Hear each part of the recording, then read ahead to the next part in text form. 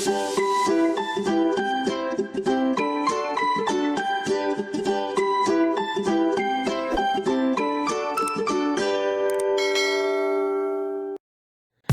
Friends, എല്ലാവർക്കും നമസ്കാരം. ഇന്നത്തെ റെസിപ്പി ചെറുപയർ കറിയാണ്.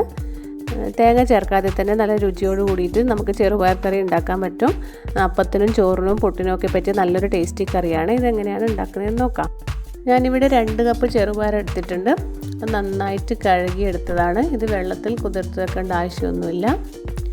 നമുക്കിനി ഒരു കുക്കർ എടുത്തിട്ട് അതിലേക്ക് 6 കപ്പ് വെള്ളം ഒഴിച്ചു കൊടുക്കാം. വെള്ളം ഒന്ന് ചൂടായി വരുന്ന സമയത്ത് ഇതിലേക്ക് നമുക്ക് കഴുകി വെച്ചിരിക്കുന്ന ചെറുപയർ ഇടാം.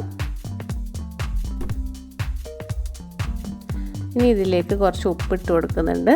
പിന്നെ ഇടുന്നത് മഞ്ഞൾപ്പൊടിയാണ്. ഒരു 1/4 ടേബിൾ സ്പൂൺ മഞ്ഞൾപ്പൊടിയും കൂടി ഇട്ടിട്ട് നന്നായിട്ടൊന്ന് മിക്സ് ചെയ്യാം.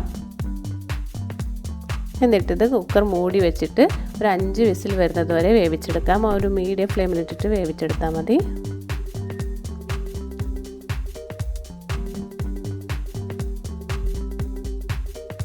കുക്കറിലെ പ്രഷർ മുഴുവൻ പോയതിന് ശേഷം തുറന്ന് നോക്കാം. നമുക്ക് ചെറുപയർ നന്നായിട്ട് വെന്തിട്ടുണ്ട്. കണ്ടില്ലേ, നന്നായിട്ട് വെന്തിട്ടുണ്ട്. ഇത് നമുക്ക് ഇതിനുള്ള മസാല ഉണ്ടാക്കിയെടുക്കാം. അതിനായിട്ട് ഞാനിവിടെ ഒരു പാൻ വെച്ചിട്ടുണ്ട്. അതിലേക്ക് 2 ടേബിൾ സ്പൂൺ എണ്ണ ചേർക്കാം. ഇതിലേക്ക് 1/4 ടേബിൾ സ്പൂൺ കടുക് ഇടാം. അതിനുശേഷം കുറച്ച് ജീരകം, 1/4 ടീസ്പൂൺ ജീരകം ഇട്ട് കൊടുക്കാം. ഇതിലേക്ക് ഇനി കുറച്ച് വെളുത്തുള്ളി ചേർക്കുന്നുണ്ട്. ഒരു 4 അല്ലി വെളുത്തുള്ളി ചെറുതായിട്ട് അരിഞ്ഞിട്ട് ചേർക്കുന്നുണ്ട്. പിന്നെ 1 ടേബിൾ സ്പൂൺ ഇഞ്ചി കൂടി ചേർക്കുന്നുണ്ട്. ഇതെല്ലാം ചേർത്തിട്ട് നന്നായിട്ടൊന്ന് വഴറ്റിയെടുക്കാം.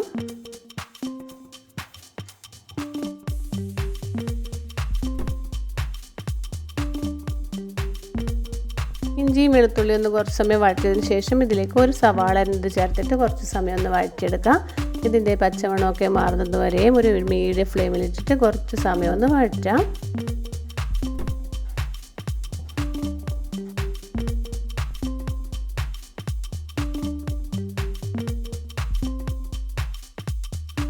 ഇനി ഇതിലേക്ക് 2 പച്ചമുളക് ചേർക്കുന്നുണ്ട്. പച്ചമുളകൊക്കെ നിങ്ങളുടെ എരിവിനനുസരിച്ചിട്ട് എണ്ണം കൂട്ടുകയും കുറയ്ക്കുകയൊക്കെ ചെയ്യാം കേട്ടോ. 2 പച്ചമുളകും കൂടി ഇട്ടിട്ട് നന്നായിട്ടൊന്ന് വഴറ്റിയെടുക്കാം.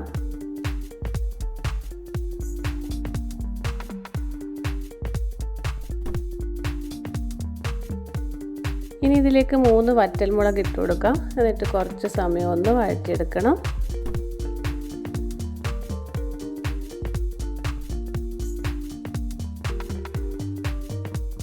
ഇനി ഇതിലേക്ക് ഒരു മീഡിയം സൈസുള്ള തക്കാളി അരിഞ്ഞിട്ട് ചേർക്കുന്നുണ്ട്. തക്കാളിയും കുറച്ച് സമയം ഒന്ന് വഴറ്റിയെടുക്കണം.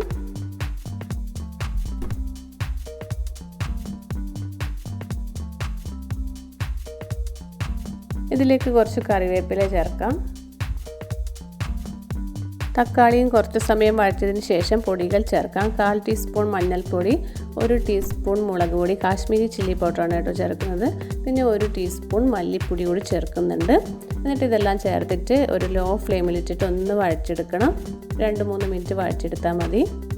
പൊടികളിടുമ്പോൾ എപ്പോഴും ഫ്ലെയിം കുറയ്ക്കാൻ വേണ്ടി ശ്രദ്ധിക്കണേ.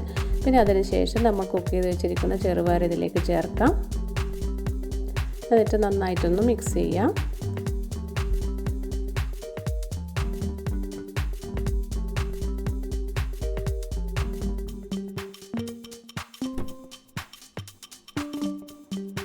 ഇതിലേക്ക് 1 കപ്പ് വെള്ളം കൂടി ചേർക്കുന്നുണ്ട്.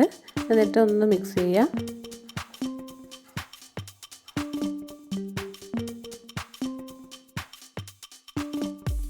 കുറച്ചുകൂടി ഉപ്പിട്ട് കൊടുക്കാം. എന്നിട്ടൊന്ന് മിക്സ് ചെയ്തെടുക്കാം.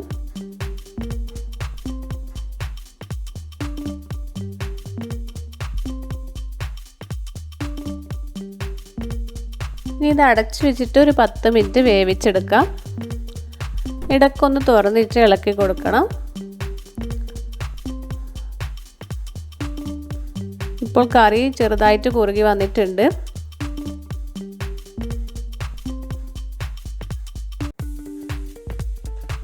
എന്നാൽ നമുക്ക് കുറച്ചുകൂടി കറി ഒന്ന് കുറുക്കിയെടുക്കാം. ഒരു 5 മിനിറ്റ് കൂടി ഇതൊന്ന് വേവിച്ചെടുക്കണം.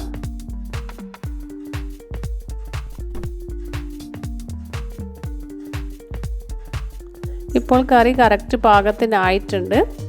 ഗ്രേവി കുറച്ച് തിക്കായിട്ട് വന്നിട്ടുണ്ട്.